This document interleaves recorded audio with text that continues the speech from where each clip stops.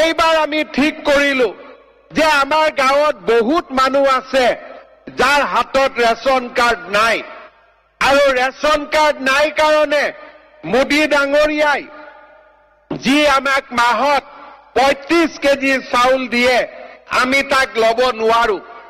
এইবাৰ আমি সিদ্ধান্ত লৈছো যে অহা অক্টোবৰ মাহৰ ভিতৰত একেদিনাই একেলগে আমি অসমত আকৌ 40 লাখ মানুহক আমি ৰেচন কাৰ্ড আমি হাতত তুলি দিম।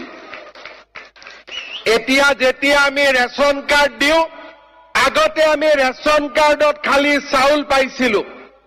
এতিয়া অকল চাউল নহয়, ৰেচন কাৰ্ডখন দেখালে গভৰ্ণমেণ্ট হস্পিটাল প্ৰাইভেট হস্পিটালত বছৰি আমি 5 লাখ টকালৈকে বিনামূলীয়া আমি মেডিকেল ট্ৰিটমেণ্টটো পাম।